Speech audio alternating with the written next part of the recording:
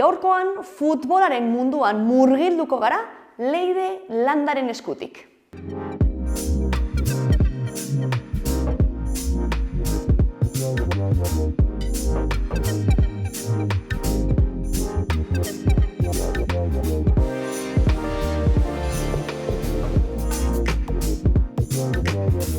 Ongi etorri, Leire?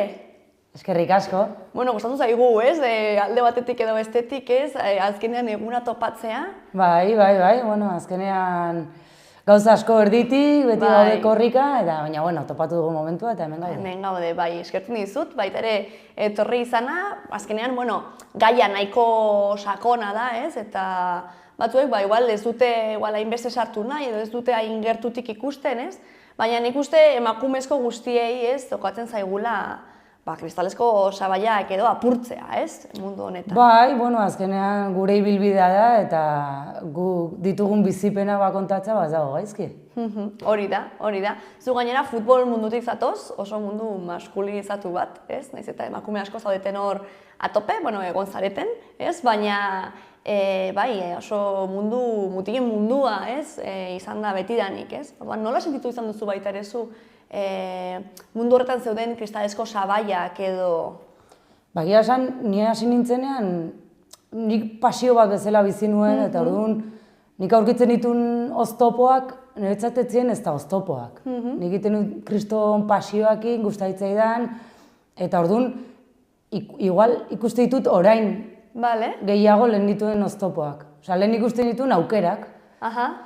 Baina egia da orain kanpotik ikusita, eta ikusten emakume futbolean orain dituzten aukerak ez zirela guk izan genitunak, ikusten dut nolako penuriak pasa ditugun, kirol hori bizitzeko, jolasteko, eta azkenean gu profesionalak ginen eta erramentu guzti horiek guk ere eukitzeko. Azkenean ez genituna euki eta horrek ere zailtasunak ematitula bizitzeko zure kirola behar den bezala. Bueno, eta adibidez, zure kasuan ikuste, familia eta lagunaldetik izan zenuela hor bultzada, ez? Egin nahi duzuna eta disfrutatu. Baina, inkluso egondi izan dira emakumezkoak ez ezin dutela ez da hori izan, ez? Ez da familiaren babesa, ez? Bai, nire kasuan izorte auki dut, nire familiako eta hori ez zirela futbolzaleak, nintzela bakarra, Mino beti eukidu beraien bultzada eta beraien laguntza eta horrek asko erreztu di bidea ere. Nola ikusten duzu orain gero eta neskato gehiago animatzen direla kirol edo arlo ezberdinetako lanbideak, hori kirolak ez, aisialdiko aukerak hartzera? Nik uste du lehen etziela aukerak ematen. Eta orain aukera daudela, azkenean libreki erabaki dezakete zer egin nahi duten edo ez. Eta aukera horiek eman da nik uste dut oztopo horiek alde batera gelditzen diela eta maitatzen duten hori egiteko aukera dutela beraiek ere. Claro, eski igual hasiera batetik ere mugatuta gaude, ez? Osa, naiz eta muga horiek ez fisikoki, intelektualki ez izan, ez? Mugatzen gaituzte aukera hori ez baldin badigute ematen, ez? Ze ez dugu erreferenteak, ez ditugu, ez? Hori da, orain futbolean adibidez, erreferenteak telebistan eta ateratzen hasi dienetik, neska eta mutil gaztetxoek ere ikuste dituzte, eta orduan ikuste dutela aukera bat. Gure kasuan, guk ez genitun erreferenteak, gureak mutila zian. Baina hala ere gu jarraitzen genuen, uste dut, oztopo horiek zapaltzen eta bideak irekitzen, baina nik uste konturatu gabe. Bueno, behintzat batutan ez konturatzea onuragarria izan daiteke, ez? Esatizut, azkenean nik ere pasaritu momentu txarrak, nik ez nunia kobratzen, Madrilera jo nintzen apenas ingreso gabe, baina nire amorea zen jutea Madrilera futbola jolastea. Eta hor, lanin eta azkenean lortu nu, baina ez zan egoera erreixa, ez da, azkenean diruri gabe bizitzea eta justo pixua oraintzeko diru aukitzea, baina ez dakit orain norbaitek apostu hori ingo luken. Karo, ez? Eske nik uste baita ere, igual, orain ere ikusita nola dagoen egoera, ez? Orain nik uste konsietagoa garela, hori ez dela bidezkoa, ez?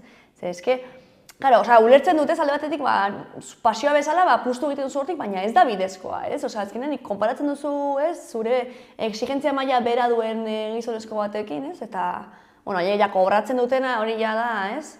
Bai, gu bizi izan ditugun esperientziak izan dira, gaur egun ikusitan, surrealista. Guk eraman behar genuen etxetik ur botila, entrenatzera. Eta biak esatizu Bartzelona batean, Bartzelonan jokatzen zeudenean, ja? Bai. Etziguten ura ematen, guk eraman behar genuen etxetik ura.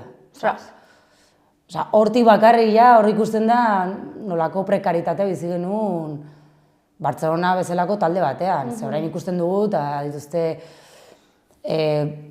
lujo pila bat, eta, bueno, daude behar den lekun, bino bizi izan duguna orain ikusita, esatuzu, ez du sinisten hori pasatzea, baina, bueno, gu pozik bizi ginen nola, Nahiz zeuki 1000 oztopo eta gauetan entrenatzen genuen, gaueko 9etan, mundu guztia bukatzen zunean, azkenak gu, ura etxetik, eske 1000 historia. Eta, bueno, eskerrak orain poliki-poliki bate horiek iriki diala, eta, bueno, orain dignitate pixka batekin daudela neska horiek, maitatzen duten hori egiten. Noiz uste duzu geratu dela aldaketa hori? Ez zuek hor zeudenetik, orain arte ez? Ze orain bai, jokatzen dute futbol zelai berean eta iaia hor dute berean ez? Bata bestearen atzetik, dute hor inbertsio ekonomiko bat baita ere. Nik uste dut hor zehola klabea. Bai, gakoa zehon inbertsioan. Azkenan apostua egin dute, eta ikusi dute adibidez Bartzelonan nola Camp Nou bete den, 88.000 pertsonakin. Eta orduan ikusi dute, berez interesa badagoela, baina nola ongo da interesa, zuk ez baduzu hori erakusten, ez? Badaudelan futbola jolastuten eskek, ongite dutela, kriston maila dutela, eman dizkiete behar dituzten erramintak ere hori lortzeko, bai fisikoki, bai staff mailan dituzten aukera guztiak, eta horrek egin duena da, bisibilitate hori, eta azkenan inbertsioa da. Nik uste dugakoa izan dela inbertsioa. Bai, hori beti gertatzen da, apustua egitea ez, eta inbertsioa egitea ez. Justo gaur ere, azkenen ezin izan da etorri bartzen eskubale jokalari bat, ez? Beti honekeko orain irabazi dute Kopa de la Reina delako, irabazi bigarren geratu dira, baina, karo, oso handia da ez, talde txiki baterako.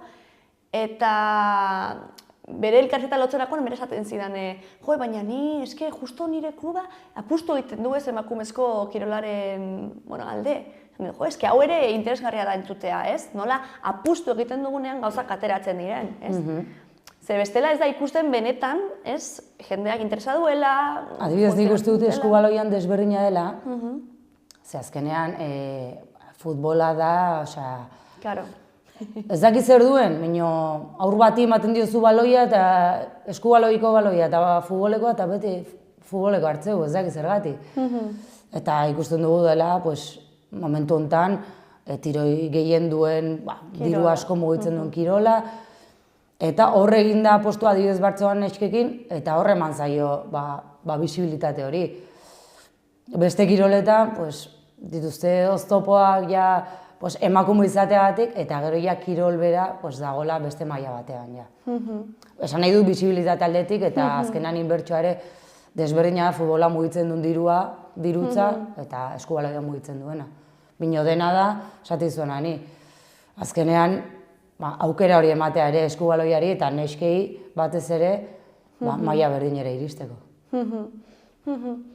Eta zuk uste duzu adibidez, beste batean baita ere, sokalari bat, sokatira egiten zuen emakume bat etorri zen, eta berak zioen oso txikiak ziren ez, beti mixtoan ez, talde mixtoetan eta entrenatzen lan egiten zuten ez, ez dela ezberdintasuna hainbeste ikusten. Eta igual, futbol horrelako monstro bat denez zailagoa egiten da horrekin apurtzea? Nik uste du baietz. Oaindik daude oztopo pila bat, bai jendearen kontzientzian eta bai... Eta hala ere, nik esango nuke, futbola desberdina dela. Nesken futbolak beste goxotasun bat, eta azkenean mutilena da fisikoagoa, eta bueno, ez dut inoiz planteatu nola izango zen, bino nik uste du dela oztopo pila bat, eta barrera pila bat, gehien bat gizartean horrelako zerbait aurkezteko eta aurrera eramateko. Eta gara, asko lotu da beti, ez, gizonarekin futbola, ez, gizona eta futbola.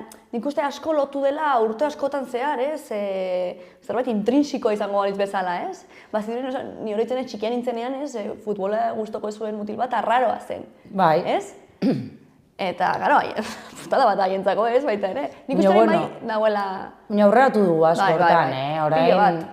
Osea, behiratu zuen duela 20 urte nola zan eta nola dan orain, eta orain futbolea jolasten ez duen mutil batek beste bizitza egin dezake eta ez dago arazorik. Egia da duela, bueno, hori, ateak irikitzen nahi diala eta oztopoiek alde bateak geratzen nahi diala. Eta neska batek futbolea jolasten balin badu, ez daukala inorako arazorik ez da. Gaur egun nik uste dut, Bai, pasa dira, igual nik uste 10-15 urte, eta 15 urte horietan bai aldatu dela pila bat asuntoa.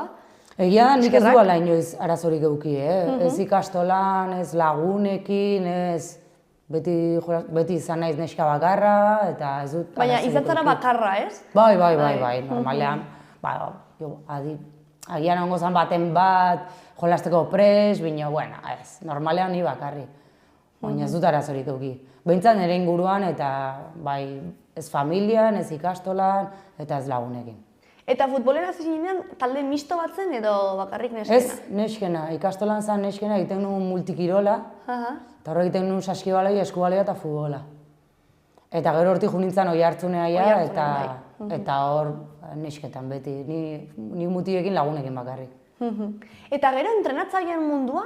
Ze baita ere hori beste asunto bat da, ez? Batzutan baita ere naiz eta nik uste, nesken talde gehiago dauden, entrenatzaileak askotan gizonezkoak dira, ez? Bai, lehengoan egon nintzen Real Unioneko zuzendariarekin, eta komentatzen zian oso zaila egiten zaiela aurkitzea. Zer nahi dute daukate orain nesken talde bat, eta nahi dute neska bat kontratatu entrenatzeko, baina ez dutela aurkitzen. Orduan, hor dagoen arazoa ez dakit zein den.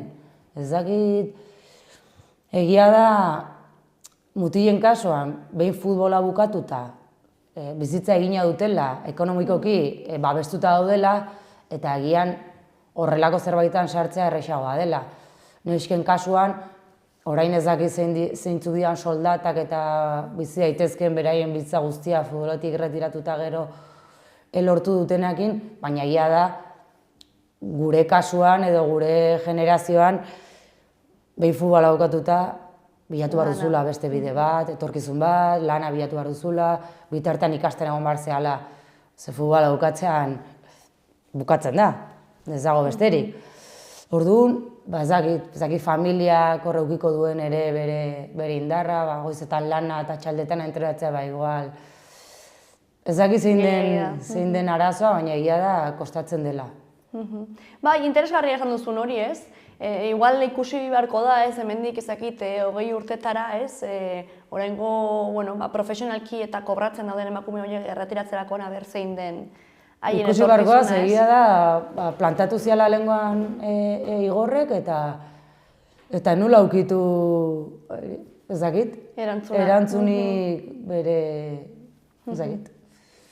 Eta gero, nola da adibidez profesionalki kirol batean zaudenean, eta naiz eta zu horretaz exigentzia maila izugarria izan, entrenamentuak, fisikoa ere, ez, gero partiduak hauta beste, eta beste lan bat, eta esaten duzuna ez, ikasketak ere uztartu behar izatean, nola da hori izan, nola bukatzen duzu, ez?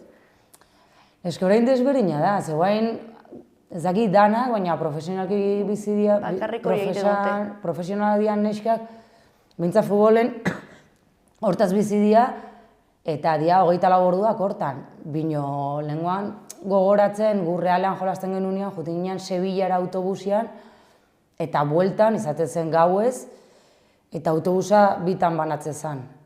Erditik atzera, juten zian hurrengo gunan lan egiten zuten pertsona. Eta aurren, ikasten geundenak edo lasaiago bueltatu gintezkenak. Orduan, hortaz goatzen geha orain, txasten genuen, nola bizi ginen, nola, manitun futbol taldean zeuden neskak, medikuntza ikasi utenak, arkitektura, eta ikaste zuten bai bidaietan, atxaldetan entrenatzen bali mazan goizetan, eta hola uztartu ditugu bai kirola eta bai ikasketa eta lana. Algenun modun. Zuek konsiente zarete, zuek egin duzuela baita ere zentzu batean bidea. Osea, orain horrela, egoera horrela izateko. Oain hasi gero ikusten hori. Bino, lehen ez genuen, gure aurretik ere egon zian, barrera hori hautsi zuten lehenengo emakumeak ere. Horiek, oraindik okerra gauki zuten gu baino, gu aukera gauki genitun. Baina ikusten dugu orain daudela asko zera aukera gehiago. Eta, pozik alde hortatik, guk ere bidea ireki baldin badugu, pozik. Pozik eta inbidia baita ere, amorrua ez, gustatuko litzateke niri. Bai, bina ez pentsa, eske ni futbolakin... Ja, baduzu hor zure... Bai, gaizki bukatu nun eta ja nekatu nintzen, orduan. Oain esaten diatenean, entrenatzeko edo, eske ez daukat futbolarekin inungo harremanik eta ni pozik nago nire lanakin eta horren bidea hau hartu dut eta ez daukat inungo enbidiarik egia esan. Hainbeste bidaiatu, zaindu 24 orduak, hainbeste gauza galdu ditugunak ere kuadrillakin, ezin atera, ezakit, inauteria bertan, ezin atera inauteritan urrengo guna partio duzulak edo bidaiatzen zaudelako. Momentu hortan ez genuen baloratzen, ze... Zuek zure pasio horrekin zaudeten. Bai, bina orain baloratzen ditu, ni behintzat beste gauza batzuk. Bueno, behintzat eman diozu buelta, ez? Normal, esfortzu guzti horrekin gero gaizki bukatzea eta, behintzat buelta ematea eta nahin disfrutatzea beste gauza batzui buruz, ez? Bai, baloratzen dut egin dudan bidea, oso pozik egon naiz, asko disfrutatu duzu dolakin. Baina orain beste pasioa dauka eta nire lana hori da. Orain zertan zabiltza? Orain naiz, Malderreka Common Zerbitzua mikrokooperatiba da inserzioko enpresa bat, eta naiz bertako teknikaria. Esan didazula, zuzendaria ere hemen ibili zela, ez nuen lotura hori egina, baina nahiko interesgarria baita proiektu hori, ez? Bai, Isabel Lizaldekin, bera da zuzendaria eta, gustora.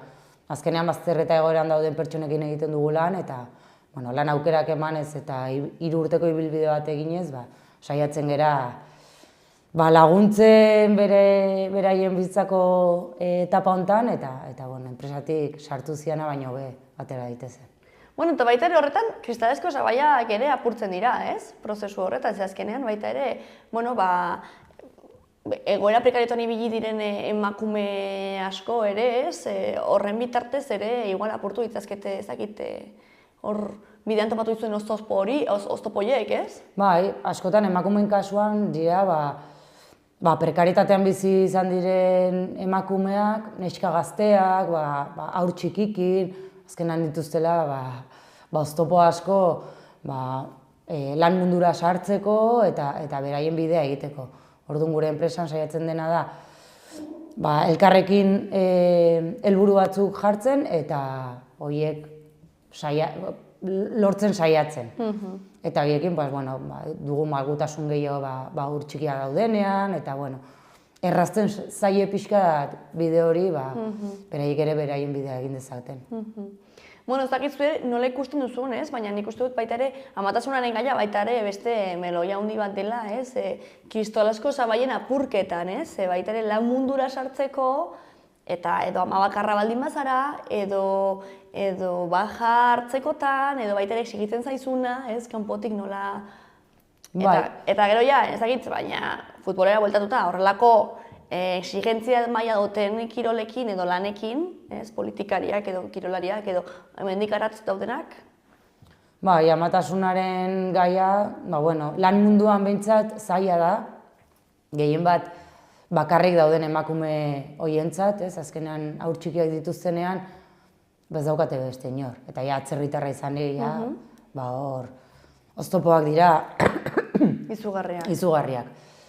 Baina, poliki-poliki laguntzen zaiez, aukerak bilatzen eta irten bidea bilatzen, uztartzeko pixka konziliazio hori.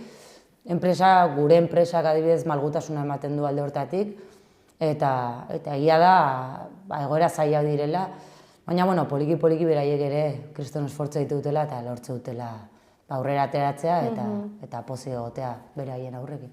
Nik ere gertuko kasu bat ezagutzen dut, ez, atzerritarra den emakume batena, eta hori, haur txiki batekin etorri zena, bakarrik, eta gero gainera ere gero hemen ahorrak izan zituena, ez.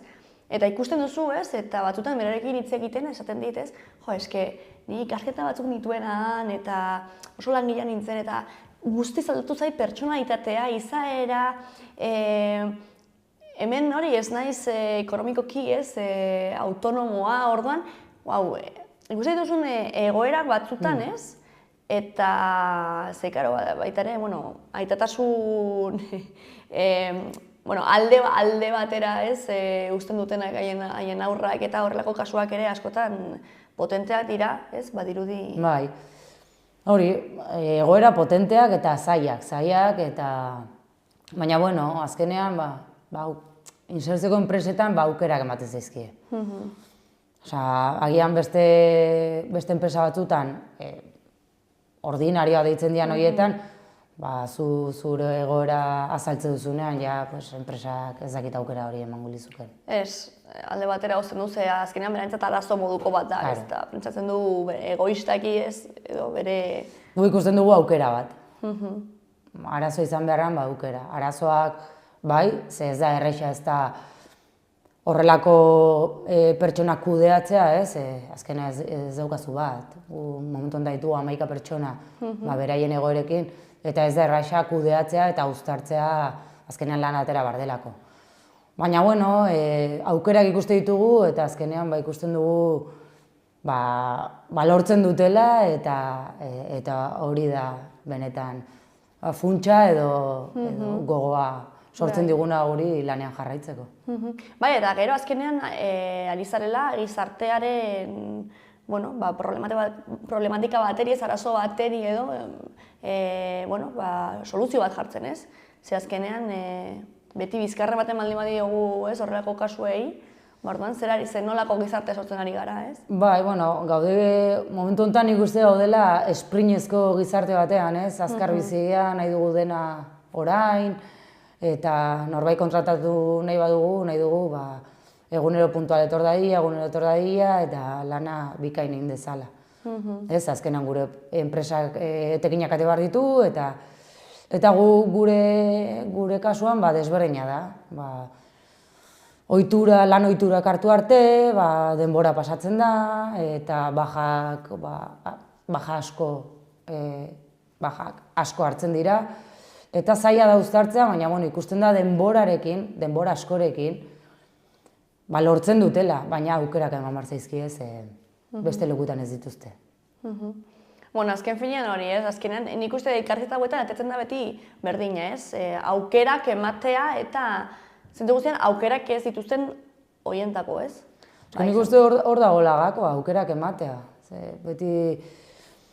Beti gaude sartua mundu batean dena izan behar dela perfektoa eta orain, eta orduan, pixkat bide hortatik kanpo gelditu dian, beraien zirkustantzia dira eta geratu diren pertsona ez dituzte aukera horiek, eta hor gertatzen dena da, azkenean prekaritatea edo hor sortzen den distantzia handitu doala eta gero ez da aukera gutxiago dituztela. Eta baita ere adibidez, sektore feminizatuetan, ez? Geroz eta prekaritatea handiagoak daude, ez? Horitzen naiz aurrekurteko edo dela 2 urte egon zen greba hori, ez? Baita ere, zaintzen aldekoa, ez? Askotan gauza horiek hain garrantzitsu eta hain oinarrizkoak direnak ere ez ditugu kontuan hartzen, ez? Bai, nik uste poliki gauzak hobetzen ari direla, baina egia da poliki doala.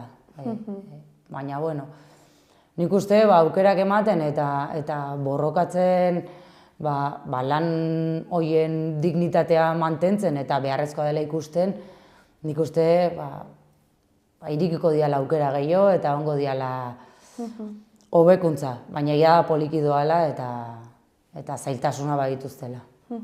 Zure ustez, noiz sortzen dira pertsona baten bizitzan edo, kristalezko sabai horien apurketa gehiago? Ze lehenengo oso gazteak gara, emakumezkoen kasuan, oso gazteak gara eta ez digute kasu handirik egiten, ez? Gero ja, ama gara eta orduan ja da, hau ze egingo duen, eta gero ja oso helduak gara, eta ja ez dugu ezertelako balio, ordan, batzutan ez, horretan hausartu dut pila bat, ez noiz da ez gure momentu ona.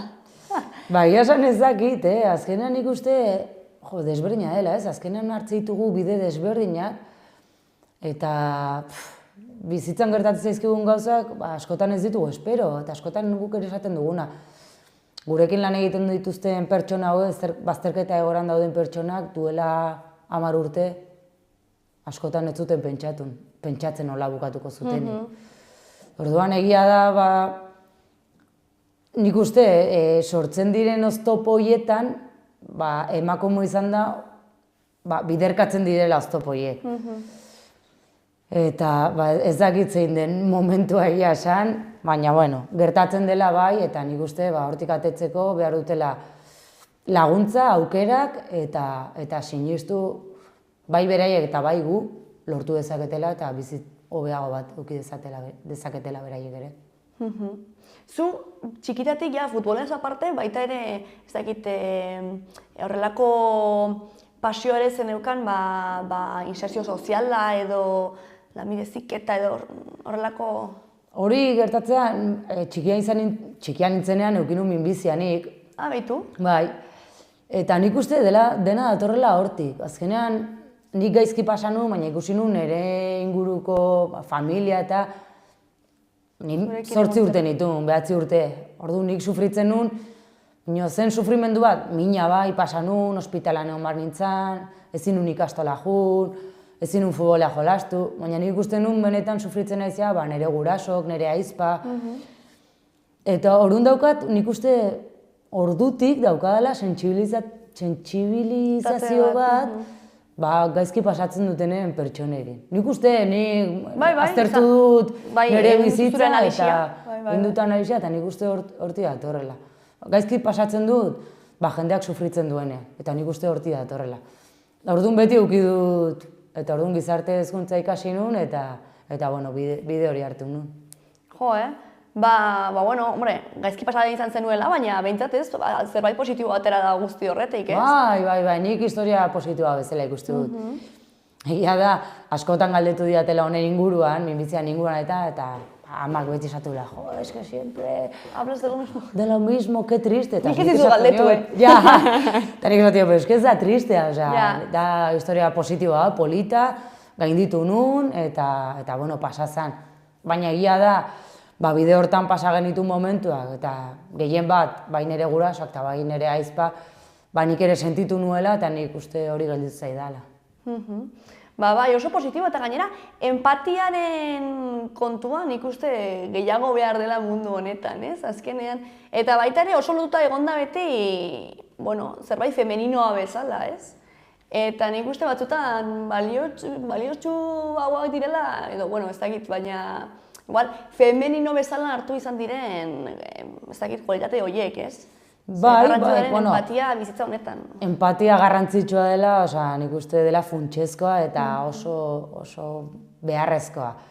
Nik uste galtzen ari dela asko, hori. Basatizut, azkenean, goaz presaka eta korrika bizitzan, eta gaude gure buruari begira. Eta azkenean, eskeni baitut arazok, eta... Nik uste garrantzitsua dela, ulertzeko ere bai, jendeak momentu txarra pasa ditzazkela, eta guk, ez dakit, lehundu baldin badezakegu pixka, ondokoaren egoera, nik uste, bai berentzat eta bai norberarentzat ere, polita dela. Polita da, bai. Eta azkenean zu gaizki pasatzen baduzu, eta norbaitek ulertzen zaitula ikusten baduzu, zuk ere, igual indar gehiago atera dezakezula momentu hortatik ateratzeko. Bai, hala da, eta nik uste, ez dakit, baina egia da orain galtzen ari dela, baina baita ere ikusten direla momentuak, ez? Momentu puntualak gertatzen direnean, eta jendea, ez dakit, hori berpizten zaiola, ez, edo...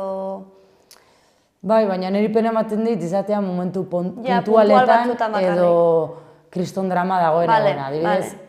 Orain enpresakin egon ginen Valentzian. Bai, Valentziakoaren ari nintzen betatzen. Bai, eta joan ginen zuzendari bezala ditugu Isabel, Patxi eta Eukene, diala hiru zuzendariak enpresan. Eta Patxi eta bio joan ginen Valentziara traktoreakin laguntzera. Eta, karo, nik uste duzun jendearen solidaritatea eta empatikoa nola laguntzen musutruk, hori da, txalotzekoa da. Baina nire gustatuko litzaidake horrelako zerbait ez gertatzea, jendeak ere erakusteko beste egoera batzutan ere lagundu dezakezula, eta ez dela behar horrelako drama izugarria gertatzea, berpizteko empatia edo laguntzeko grin hori. Bai, horre arrazoia duzu. Egia da baita ere nik uste ezakit, sare txikiagoetan, ezakit landa eremuan edo, bueno, auzo elkarteetan edo ez, gehiago nabaritzen dela empatia hori, edo elkartasun hori, ez? Nik uste dut hori, bai, nukleo txikiagoetan, eta ikuste dut, mendi eremua oso desberdina dela hiriarekin. Bai. Egia da, hirira, ni orain Donezteben bizi naiz, eta ni lasai bizi naiz, kaleatetzen naiz eta lasai nago, baina etortzen naiz hirira, eta dena da azkar, dena da jendea dago, bozinaki, ezakize, korrika, eta txatu, nola ikuzu denbora pentsatzeko. Jo, eta ondorko honek, agian arrankatzen ez du kotxeak semaforoan, igual egun txar bat eduki du, lasai, ateako da, edo. Ezakit oso azkar bizi da, eta nik uste dut falta zaigula. Nukleo txikiotan bai ikusten dela, berpizten dela pixkat hori, eta jendeak badaukala kontzientzia, empatia. Baina gero, eremu honditan eta hiritan, batez ere hain azkar goazen leku horietan, galtzen dugula pixkat perspektiba hori. Bai. Auzolana bezalako kontzeptu bat, ez? Osea, ni oroitzen naiz, etxe berri batean nago eta lagunak deitu dituen auzolana egiteko, ez? Eta bikotek esan zidan, baina, egiten duzu eta zuela, agertzen dira lagunak auzolana egiten, bai, hemen horrela funtzionatzen dugu, ez? Baina herri batekoa naiz baita ere, ez? Claro. Baina, ni lagunak ez lirateke inoiz agertuko, ez? Eta bai, ikusten duzu, ez? Azkenean hor gauza batzuk oraindikan, ez? Geratzen dira herri txikietan eta bar. Ni hola naizelako eta baita eduki dudalako hori, baina goatzen naiz Doneztebera iritsi nintzanean, justo 2 hilabetera egon zian kriston uholdeak, errekatea zan, Ai, egia da, bai.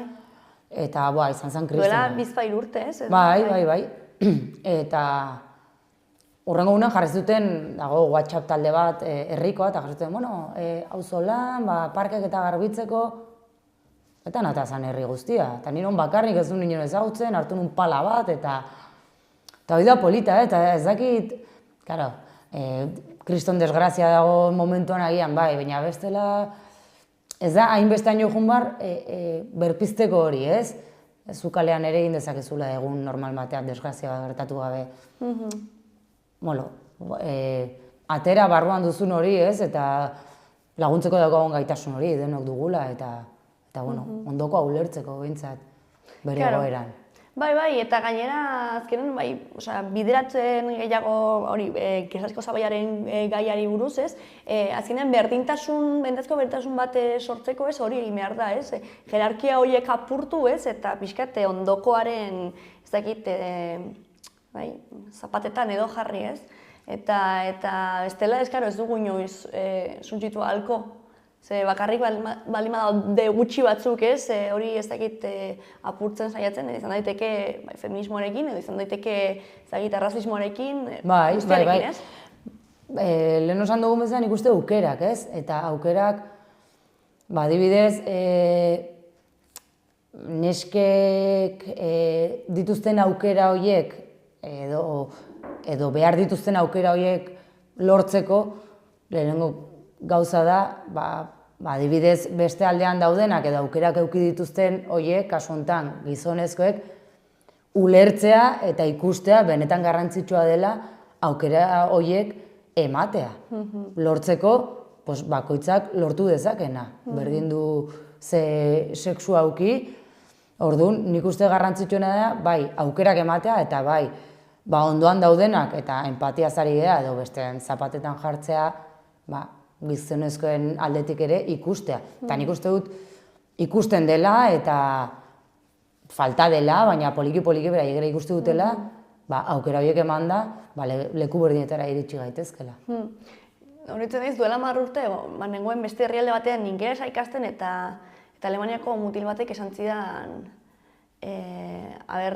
benetan sinesten nuen berdintasunean, eta esan nion baietz, eta esan zidan, baina ez duzu ulertzen emakumezkoi eskubide gehiago ematen baldin badiegu, orduan gizonezkoen eskubidea jaitsi beharko dira, hau balantza bat bezalakoa da.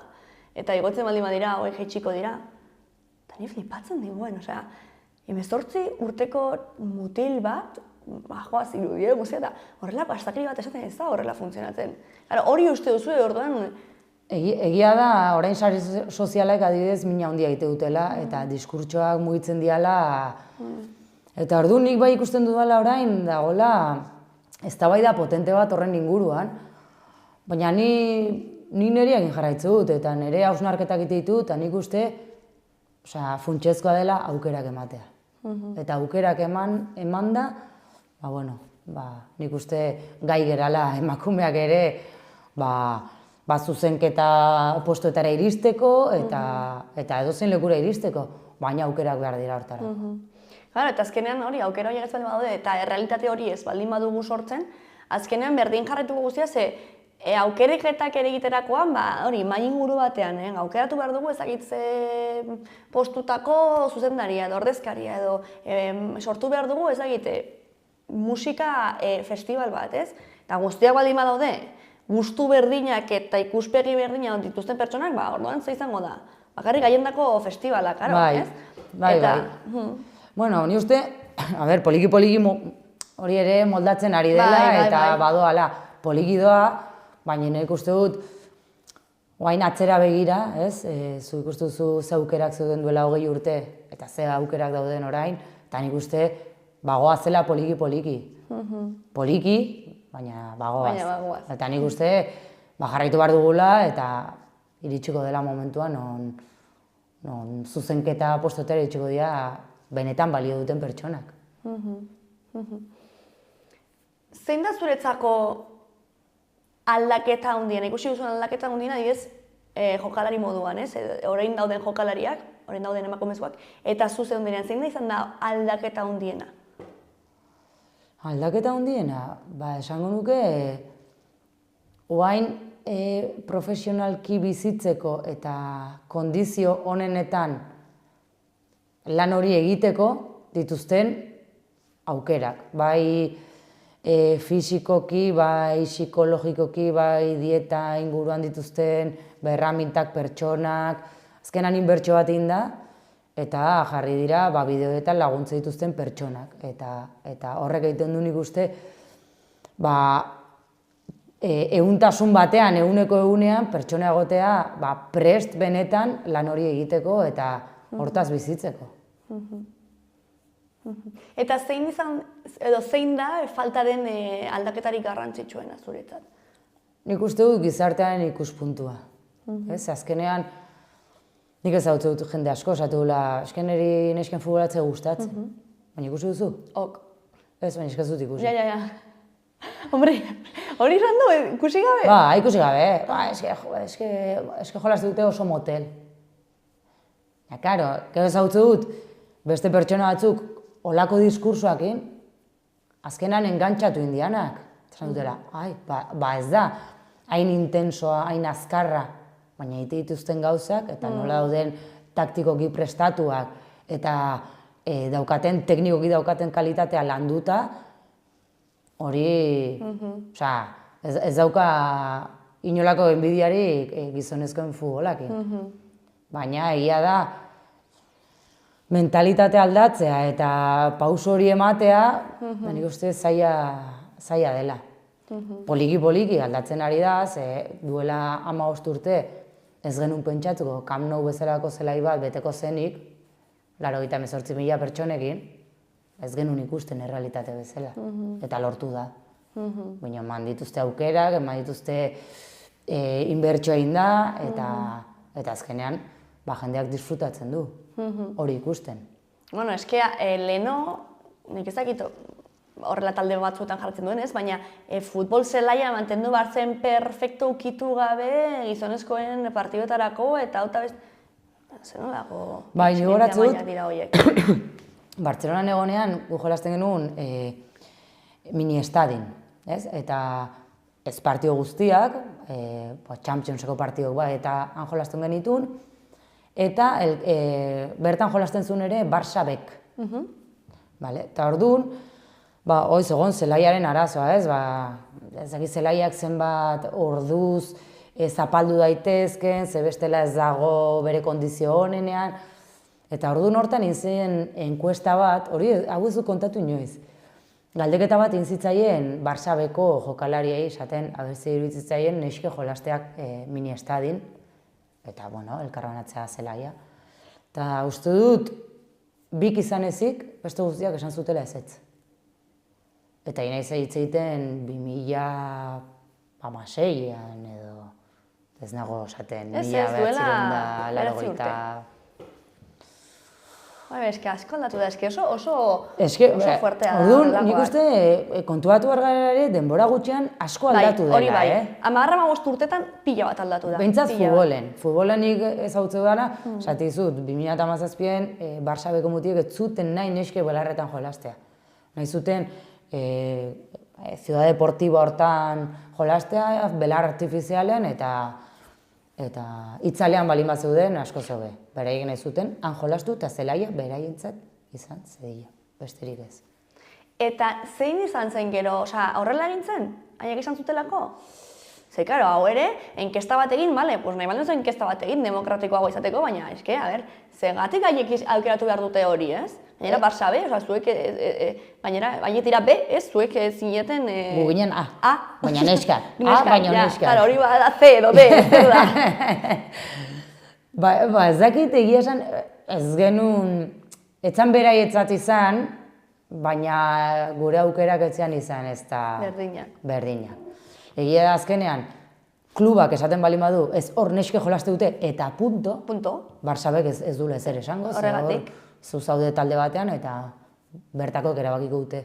Eta nik uste hor ere sartu dela kluba, inbertsioa egin dula, apostua egin dula, eta esan dula ez dugu galdeketa bat egingo, neskek hemen jolastu dute, merezi dutelako eta horrela delako. Claro, eta bala izan behar da, ez?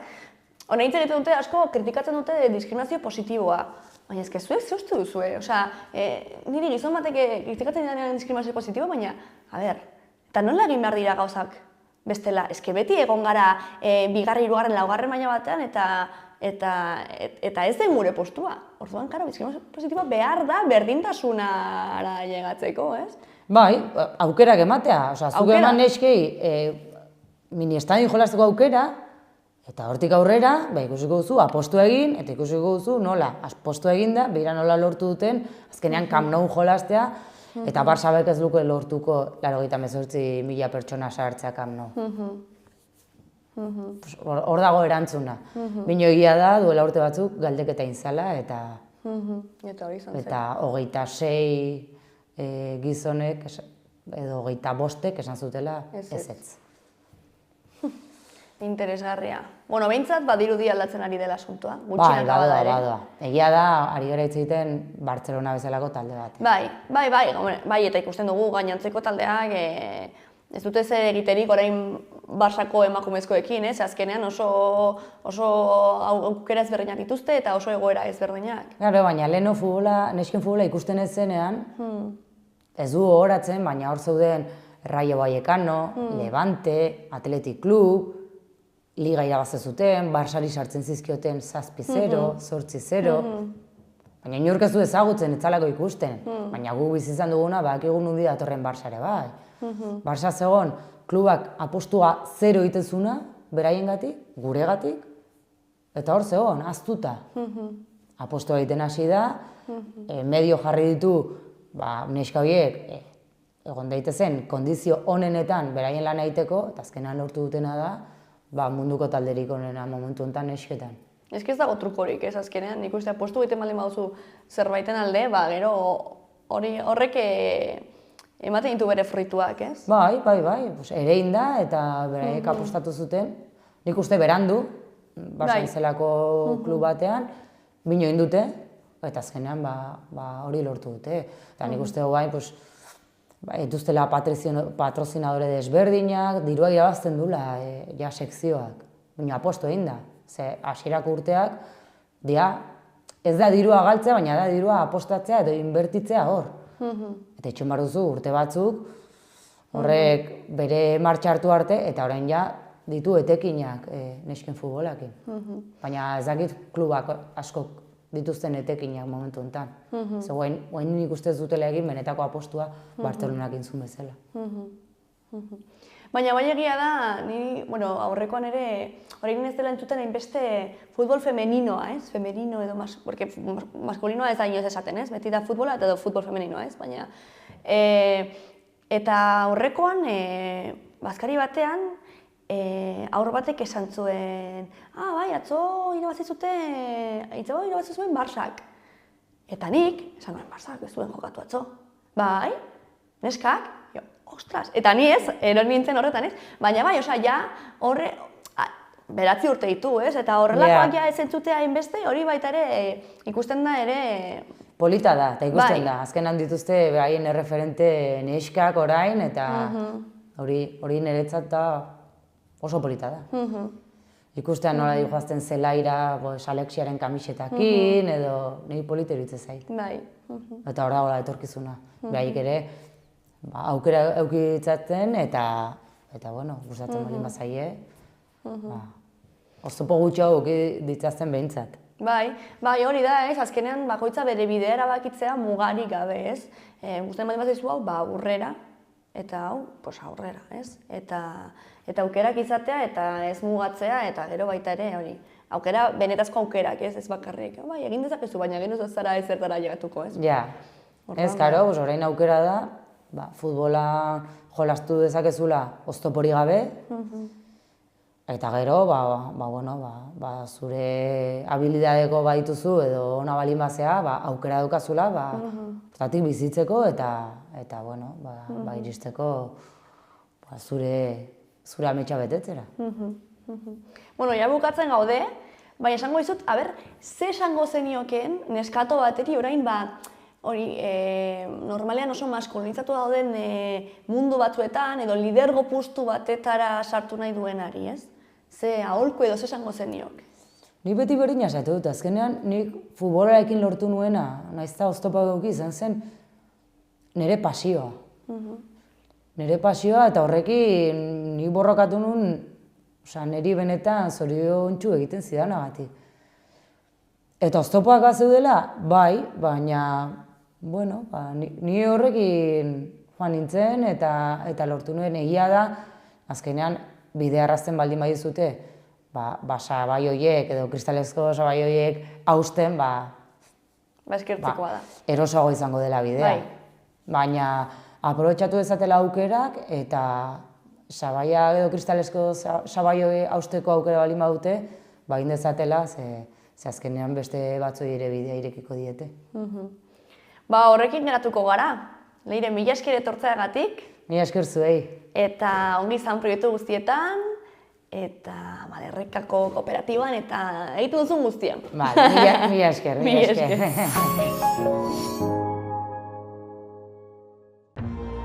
Gobierno de Navarra. Nafarroako gobernua.